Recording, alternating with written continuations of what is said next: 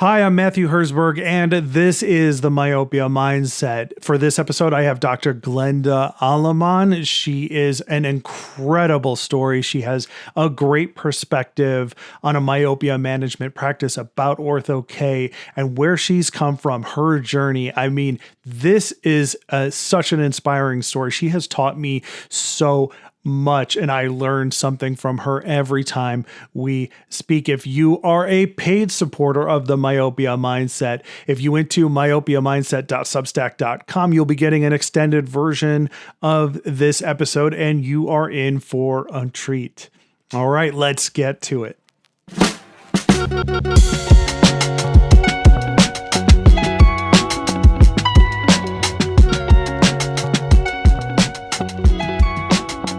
All right, welcome to the Myopia Mindset. This is the podcast full of inspiration, motivation, and education to help you on your path towards success in myopia management. And I have a very special guest with me for this episode. Glenda Aleman has been in the eye care industry for 25 years. She started as a technician, then went on to become an optician, and then became an optometrist. And she is the founder and chief medical director of OK Love, which specializes in orthokeratology. That's how she's helping her patients, but she's also helping doctors implement myopia management into their practice. Glenda, welcome to the program.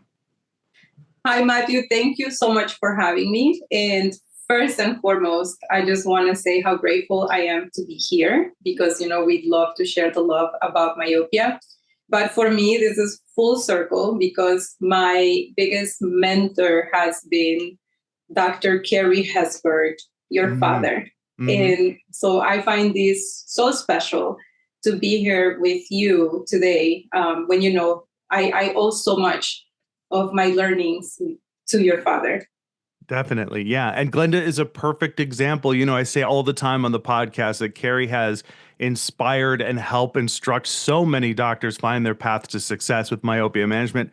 Glenda is a perfect example of that. And she has gone far and beyond and really made myopia management her own. And that is really the point of this whole podcast is I want to introduce you, the audience, to the amazing people who I've met over the years and have amazing conversations with. And Glenda is definitely no exception. I have learned so much from you, Glenda, over the years, and I could not wait to get you onto the new podcast once I decided to do it. So I'm ready to go.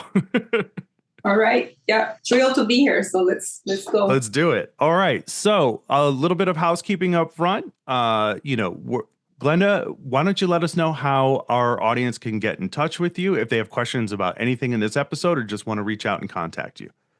Absolutely. So you can email me directly. My email is G like Glenda, M like Mary, OHEEP@gmail.com. So that should read gmoheep@gmail.com.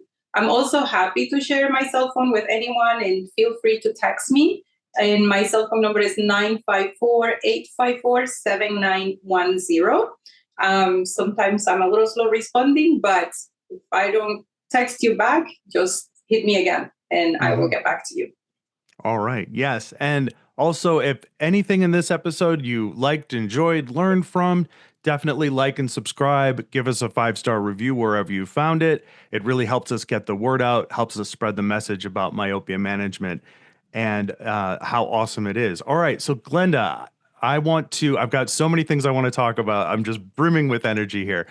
But I really want to get to the start of your path, which started, as I mentioned in the intro, you were a technician. And I think that is such a valuable element of your story to be able to share with the audience, because I talk to staff all the time over the last couple of years, specifically with consulting. And I've talked to them about like what you can do to move yourself in a career path in this industry. And you are a living, breathing example of that evolution of the career path. So let's start there when you became a technician. Thank you, Matthew. So absolutely. I actually started my career back in my country in Honduras as a technician, sales associate in Óptica Matamoros. And then when I moved here to the US, I was very fortunate to find out that I didn't need to have a degree to work in an optical. And I started my career in Walmart as a doctor's assistant. I just fell in love with the field. I love everything to do with glasses and with the eye care industry. I think, even as a technician, as doctor's assistant, I felt like we were doing so much for the patients. I was very fortunate to work alongside great doctors in my career. So I just always had this thirst for knowledge. I always wanted to learn more. I would read everything that came through the office just to gain more knowledge so I could help my patients better. And there was a point in my career where I needed to decide, to go back to school. And being a single mom, that was a big decision for me. I feel like it's just, sometimes you meet the right person at the right time. By the time that I was seriously considering going back to school, and at that point, I wasn't really sure if I was going to stay in the eye care industry because I wanted to find out what would be the best career that I could do as a mom. And I was pretesting a patient in Delray Beach in Walmart, and the patient was really excited to go get their eye exam. And when I said, okay, let me go get the doctor for you, he was like, what do you mean you're not the doctor? And I was like, no, I'm not the doctor. And, I said this in another podcast, and he just looked at me and he was like, why not? And, it was like that question just pierced to me. And I was like, oh my gosh, you're right. Like, why not? And, that gentleman who I wish I have known, I wish I had his information. He literally changed my life because when he asked me that question, it made me question myself. And he was very reassuring to me, saying, you have a great personality. You are a very smart young lady. And sometimes, we just need to hear the right thing from somebody. Sometimes we do need validation from other people. And right. He validated me. And that gave me the strength to go literally the same day I signed up to take the ABO. And the rest is history. I remember walking into Nova after I decided, okay, I'm definitely going to do this. And I walked into Nova and I said, I'm here because I want to be an optometrist. And at that point, I had not enrolled in college yet. So, they looked at me like I was crazy. And they're like, okay, so do you have any prerequisites? I was like, no, that's why I'm coming here, to know what I need to do to be here. And they were like, well, first you're going to need to do 4 years of undergrad. And but the look of the lady was priceless. She was looking at me like she'll never be back. So I said, okay. I left Nova when I enrolled in college, all in the same day. And, for actually less than that, 3 years later, I went back and it was the same lady and I got to work with her. And that was amazing. What was that reaction for her like, after you came back? Because you had said, she had this look about her like she didn't expect to see you again. What happened when she did see you again? Literally, she was like, it's you. She was like, wow. And then we became really, really close. I loved her. But yes, so that was, I think, when you have a goal in mind, and for me, it's like, I only see the end of it. And, I'm like, okay, I'll figure it out on the way. But I like to share that because, hopefully you never know, just like that gentleman, like inspire me. Like I'm hoping, one day somebody listens to this and be like, oh my gosh, you inspire me, and do something. Yeah. And that is exactly why I wanted to have you on. Well, for many reasons, but that is definitely one of them. And I love what you said about, that moment of validation for you. It was something that it sounds like you hadn't considered for yourself. And oftentimes I feel like we are our own worst enemy. Like we put up these roadblocks in our path towards what we want to do. And in your case, it took somebody saying to you like, hey, you could do this. You are this person that, naturally. So, when you say that you look at the end of the road as the goal and you'll figure out everything in between, can you go more into that, like more of that mindset? Because I think that's very important for people to understand. Yes. So, there is this thing that they call, what is it? Analysis paralysis, right? Where somebody, and I know a lot of people, a lot of my great colleagues, right? That's one of the biggest roadblocks that is keeping them from starting myopia management. Yeah. because they're amazing clinicians, right? And I'm going to go that way since we're talking about myopia. I think it's appropriate. Yeah. They are trying to understand every little thing, every piece of the puzzle before they start just doing myopia management. And for me, and I know not everybody's like me, and, sometimes it can backfire, but it has worked well most of the time. I am the type of person that I will jump into something first and I'm like, you know what, I'll figure it out on my way. And, maybe that has to do with, the way my childhood was and, living in very poor conditions where I had to be very resourceful and I had to figure things as I went. So I'm the type of person that when I want to do something and, looking back into my life, there has been so many decisions or instances where I make a decision really quick. If I want to do something, I'm like, okay, I'm going to do this. And a lot of times people will be like, oh, well, did you think about this? Did you think about, and I'm like, honestly, I didn't. I just know that I want to do it. But when we just act like that and we just go for it, you will find out that most of the times things will just unfold in front of you once you start it. And, you're going to learn along the way. We all learned along the way. Like I'm still learning every day. I learn something from either one of my patients or one of the parents that come to the clinic. So with that being said, I want to say directly to doctors who are in that stage with your father, Dr. Hesberg, he said it's like failure to launch. Like they have been to Vision by Design. They have attended multiple lectures on myopia management. They know these treatments work. And they want to understand every little thing, before they go ahead and start treating patients. And the reality is, even, my friends who are the greatest researchers, we still don't know. We're still trying to figure out things as we go. Right. Every month there's like a new paper. Yeah. So we're still trying to figure out things. So it's impossible to say, I'm going to figure out everything and learn everything before I get started with myopia management. So I guess to wrap it all up, I will just say, it's okay to get started and you will learn so much on the way. And we have now so many people like you, doing this podcast is amazing, as an amazing resource for doctors who want to get started, for patients who want to learn about information, for parents. And then, the beautiful thing about the myopia management community, and I think you can agree, Matt, is that we love it when we have someone else join us. Like we're very close, we help each other. I have so many great colleagues and we're like this little family that we all support each other. And, we're all very open about what we do. We love helping another colleague, get started. Right. Yeah, it's the colleague, not competitor attitude. There just aren't enough of us in this industry who are ringing this bell, and doing myopia management at Glenda's level, where we really can't be choosy about, putting up walls between each other. We all have to share about what's working, what's not working, and help each other in whatever way that we can. And you mentioned analysis paralysis, which I think is so accurate. And I have found that, before even, because you were mentioning that, I want to know this information and this information and this information.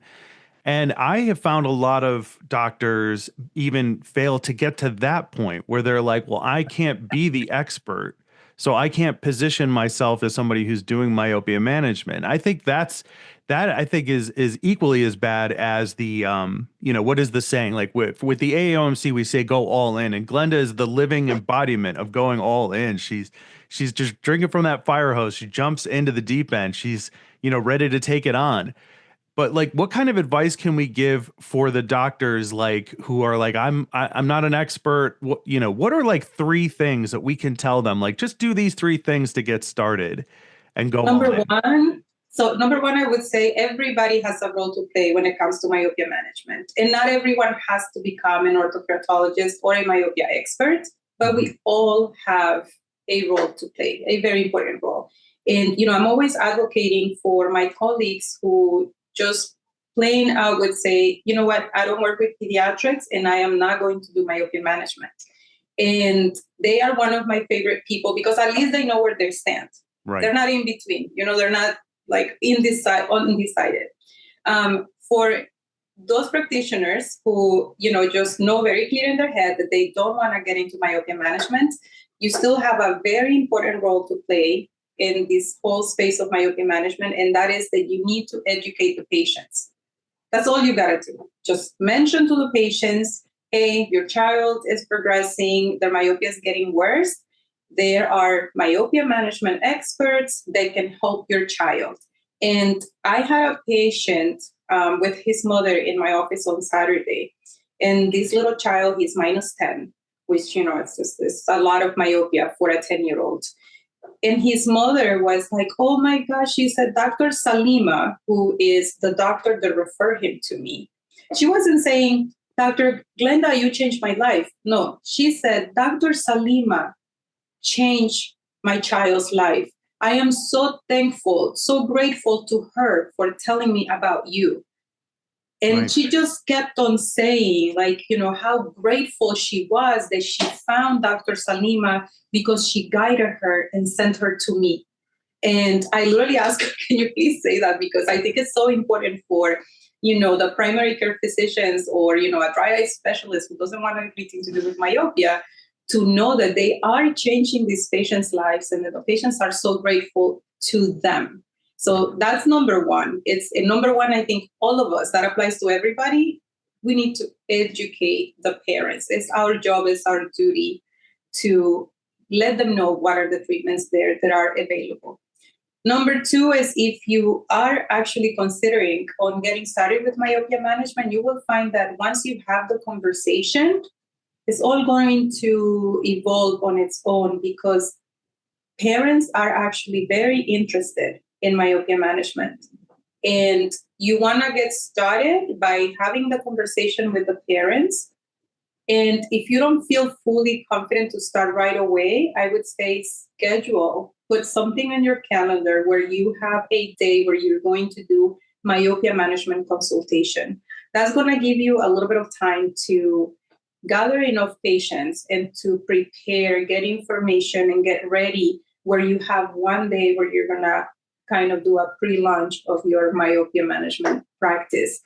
And I think once you do that, if you take those two steps, the rest is just going to happen on its own because Matt, that once they take those two steps, you will see the enthusiasm of the parents. You will see their face of hope and their, relief, knowing that there is something I can do to help my child. And once you see that, you cannot unsee it. And that, at least for me, has been my greatest motivation. So I would say those would be the three steps. And once you take that step, enroll and become a member of the AOMC, great organization that helps doctors, and you have a great community of myopia experts at all different levels that can help you along the way. Right. Yeah. I love what you said with, just start having the conversation. It never occurred to me that that was the best place to start, right? Like I love what you said because I've been in so many practices where they want to get started with myopia management, specifically with Ortho K. And there is that shyness to start it because they feel unprepared or, like you had said earlier, analysis paralysis. And I think that's such a great little pearl to add is like, I should have said with them, hey, don't worry about all of the, don't get intimidated by the big picture. Just start having the conversation. This is important to me. This is what's going on with your child. This is what I would like to do about it. And if that means you want to start doing or recommending a treatment or referring to someone else, that's a great inflection point to find out whether or not you are that myopia management specialist or whether or not that's something that you should, refer out. And maybe there's a different specialty for you, or maybe that's something that you can grow into. So I love everything that you said. That's such a great point.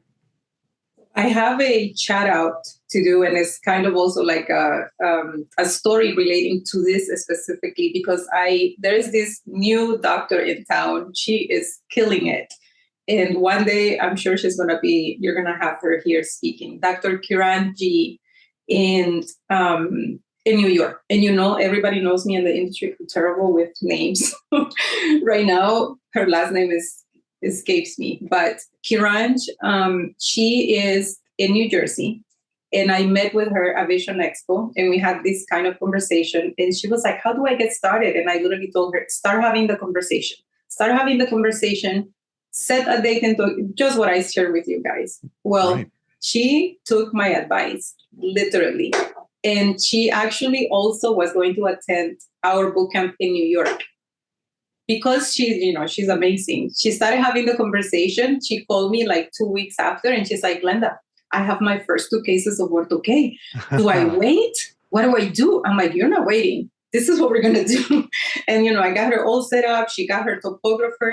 By the time she actually attended the boot camp, she already had like 3 cases of ortho-K.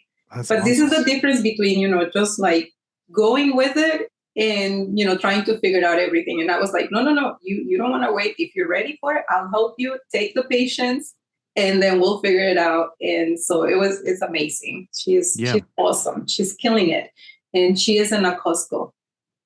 Right. Right on. Yes. Okay. This is something I want to talk about, this particular aspect in a little bit. But I what I want to focus on right now is when you say, focus on the goal and figure it out as you go. In the way that you've described this process, what I love about it is that, it what is that saying, like necessity is the mother of invention. So the necessity of you committing to this path and being like, okay, I don't have every single thing figured out, but I know where I'm going. And when these obstacles start to come up, that creates within you the necessity to begin to address it, to that drive to fix these problems. With through OK Love, when you help doctors, implement myopia management, what are the obstacles that seem to pop up? What are the most common obstacles, in your opinion, that pop up in that phase? So one of them absolutely is education, understanding, because, optometrists, we're a different type of clinicians. We're very conservative, and it's just the way that we are being taught in school. And because we have that very conservative nature due to our profession being so legislative, we're always want to start from a place where we definitely want to practice science-based medicine. We want to have all the evidence, all the research behind our back before we feel comfortable starting. And so I would say before any optometrist, in my experience, before they start doing myopia management, they do want to have a solid, a good foundation with their education, understanding, what are the different myopia management treatments, what are the pros and the cons, and they really want to get deep into understanding of the mode of mechanisms and everything about it. So I have found that once they get the education, so a lot of pretty much all my doctors that complete the boot camp, they also go to AOMC, and I find that they start either attending different myopia management lectures. It could be a webinar. It could be listening to a podcast like this. Then they do maybe a boot camp. They attend the American Academy of Orthokeratology, AAOMC conference.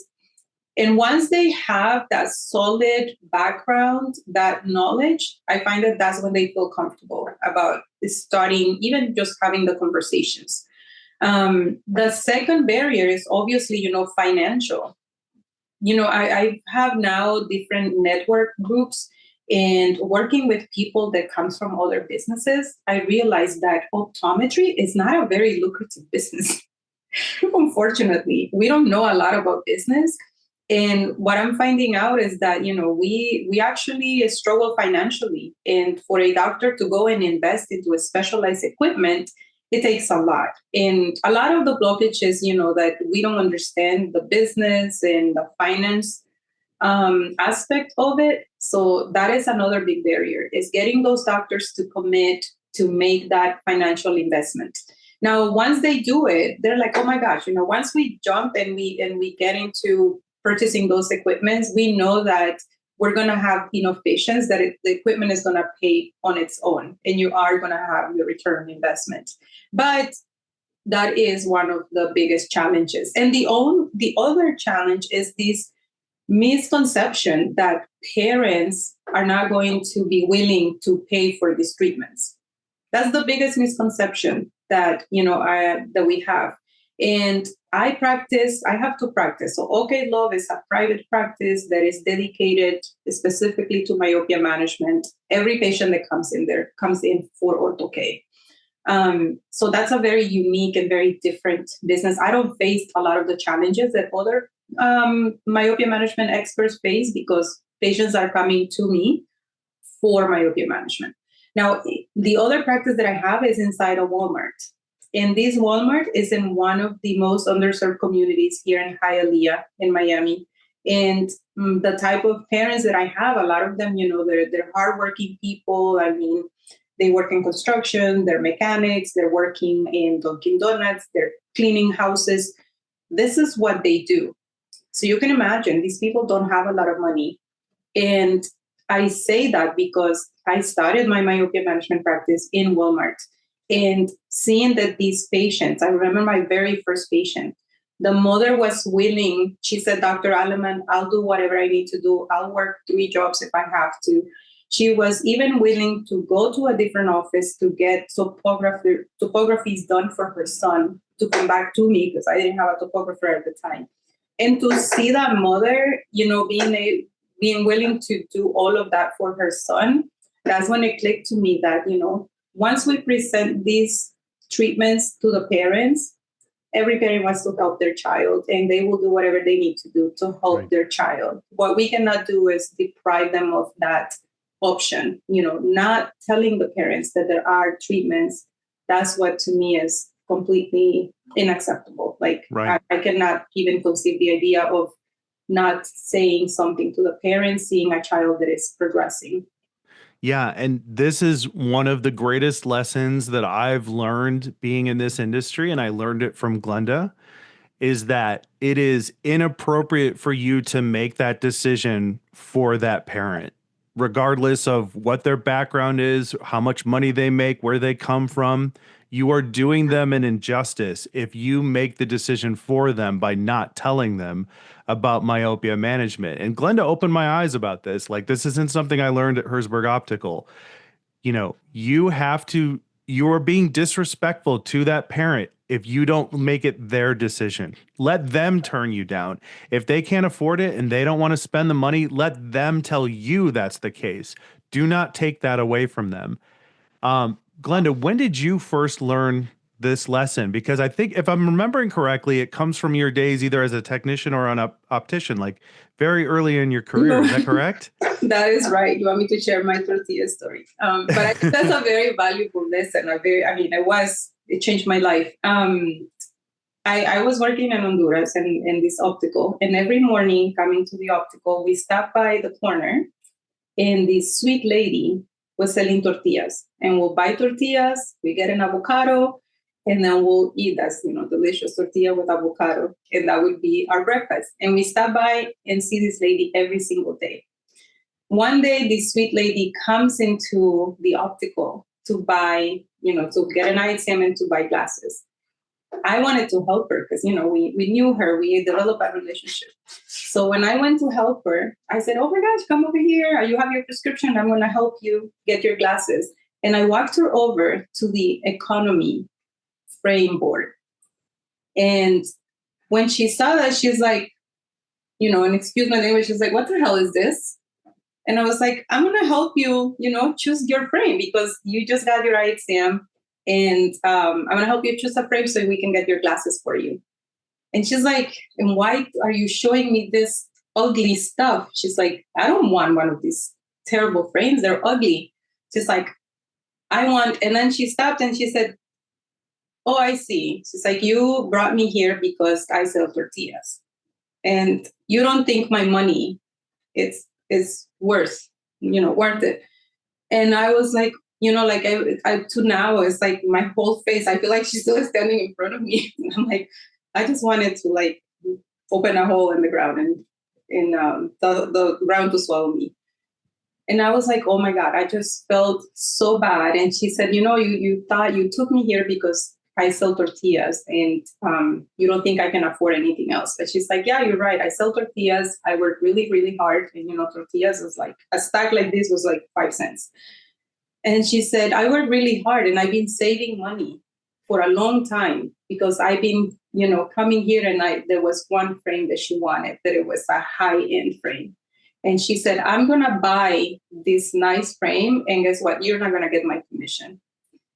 And, it was terrible, but I learned my lesson. And since that day, I never judge.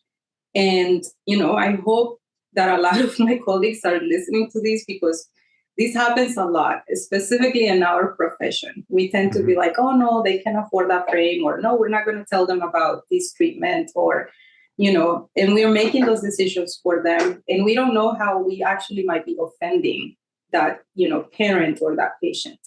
And the reality is that, even from the medical aspect, like if you have a disease and there are treatments available, it is our duty to inform the patient. And then the patient will say, well, sadly, I can afford this, or, but most times we will find out that they will find the means to get it done. So. All right, well, that's it for this regular version of the episode, but the discussion doesn't stop here. It actually continues in an extended version of this episode, which is available to our Substack supporters. You can, if you're interested in getting the rest of the episode, consider becoming a paid supporter of the Myopia Mindset. In addition to an extended version of this episode and every other episode that we do, you'll also get access to exclusive monthly bonus episodes of the Myopia Mindset. And I know you're interested. You've made it this far. And for the cost is $12 a month, which is basically the cost of a cup of coffee each and every week. And that's how I like to put it. Listen, if you would buy me a cup of coffee each and every week to nerd out about myopia, to bring on amazing guests, to spread the word about how awesome myopia management is and how more ECPs should be engaged in this specialty, then please consider becoming a paid supporter of the Myopia Mindset. You can do so on our Substack, myopiamindset.substack.com is how you do that. Thank you so much for your consideration. I'll see you at the next one.